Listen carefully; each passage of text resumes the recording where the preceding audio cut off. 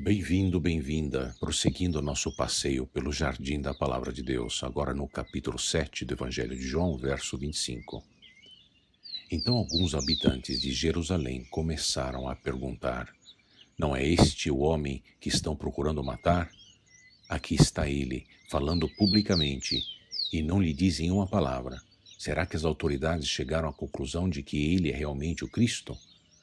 Mas nós sabemos de onde é este homem.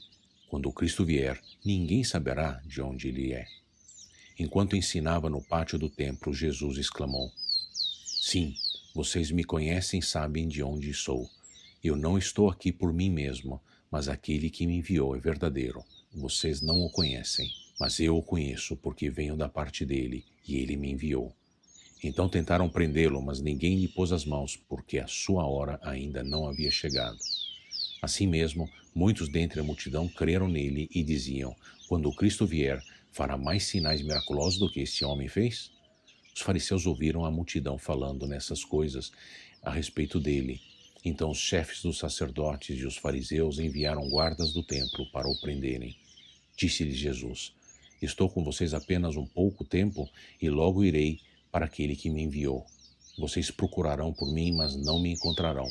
Vocês não podem ir ao lugar onde eu estarei. Os judeus disseram uns aos outros: Aonde pretende ir este homem que não o possamos encontrar? Para onde vive o nosso povo, espalhado entre os gregos, a fim de ensiná-lo? O que ele quis dizer quando falou: Vocês procurarão por mim, mas não me encontrarão, e vocês não podem ir ao lugar onde eu estarei?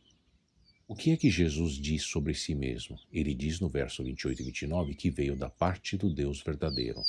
Ele diz para o lugar para onde ele vai, no verso 33, que é para o mesmo lugar de onde ele veio. Por que eles não reconhecem nem o seguem? Porque não conhecem Deus, diz o verso 28.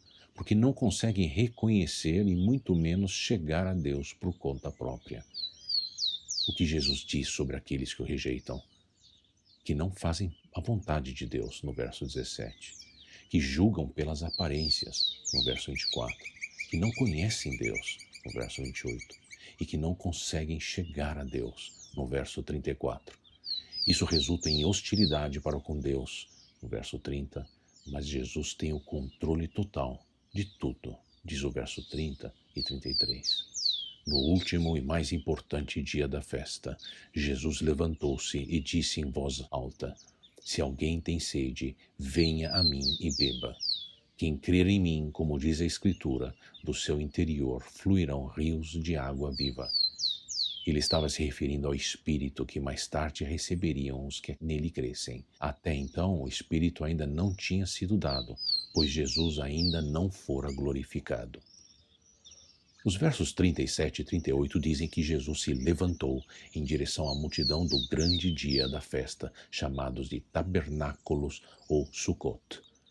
Ele exclamou uma alternativa melhor ao rito, que era aquilo ao qual apontava aquela festa anual de derramamento de água, festa na qual os judeus, com gratidão, se lembravam de duas coisas. Primeiro, se lembravam de como Deus providenciou água para os pais no deserto à medida que Deus os dirigia na caminhada de resgate do Egito, em particular tirada da rocha, conforme as narrativas em Êxodo 17 e Números 20.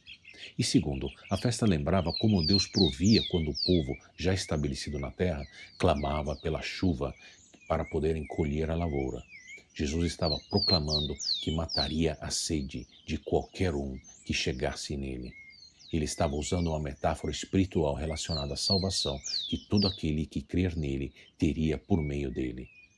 Ao aludir o fluir de rios de água viva que se estende a muitos, Jesus estava dizendo que saindo dele seriam regados pelo Espírito Santo os corações daqueles que o ouvem e o aceitam, e por meio destes últimos o Espírito Santo continuaria a fluir para tocar ainda muitos outros corações. Jesus está dando prosseguimento ao discurso que havia realizado no templo após o meado da festa. Nos versículos 33 a 36, Jesus estava dizendo aos fariseus que estavam pensando em prendê-lo que ele estaria partindo para não ser mais encontrado. Os versos 37 a 39 agora falam do Espírito Santo que seria concedido, consequentemente, a partida de Jesus em ressurreição de volta ao Pai, para aqueles que creram nele e que o tornariam a ver em glória. mas nunca mais iriam vê-lo os fariseus que não nascessem de novo em Cristo, como Jesus explicou para Nicodemos no capítulo 3. Jesus estava proclamando o seu papel de Messias intercessor para a salvação da humanidade. Os israelitas precisavam ir a Deus por meio do próprio Jesus. Ele transmitiu sua mensagem de pé, em frontal oposição aos sacerdotes do templo, seja fisicamente de onde ele se levantou para falar, seja em termos espirituais, porque os sacerdotes haviam por muito tempo contemporizado o cerimonial, mas perdendo a sua essência messiânica do Cristo a qual a lei apontava. O ritual de derramamento de água dessa festa foi um exemplo de contemporização cerimonial de que Jesus estava enfrentando. Jesus estava declarando sua divindade como Messias Salvador. Jesus se apresentava como o próprio Deus, em pé no templo, personificando o retorno de Deus ao templo para cumprir a esperança a qual a festa evocava. Neste acontecimento, na festa dos tabernáculos, Jesus oferece água viva e a luz do mundo, antecipada e simbolizada pelas cerimônias do derramamento de água e da iluminação dos candelabros no templo. Jesus não seria a substituição do templo, mas personificava a vida e luz do Deus do templo. Assim como Ezequiel e Zacarias previram que Deus derramaria essas bênçãos do templo para o mundo.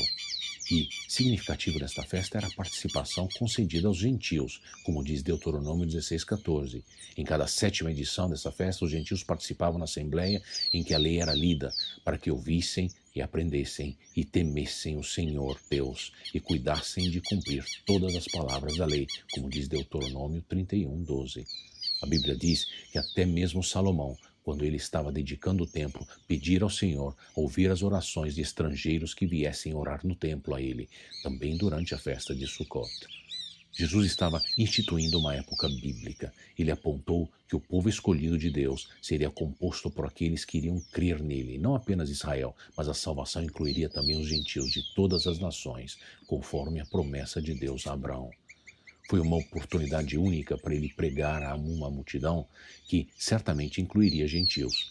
Talvez através deles também as bases para a consciência do Evangelho estivessem sendo preparadas antes que rios de água viva começassem a fluir para eles através dos apóstolos, um ano depois. Será que queremos ficar acomodados na nossa própria vida? Ou queremos que esta palavra nos desafie para experimentarmos desta água vivificante do Espírito Santo? Deus te abençoe.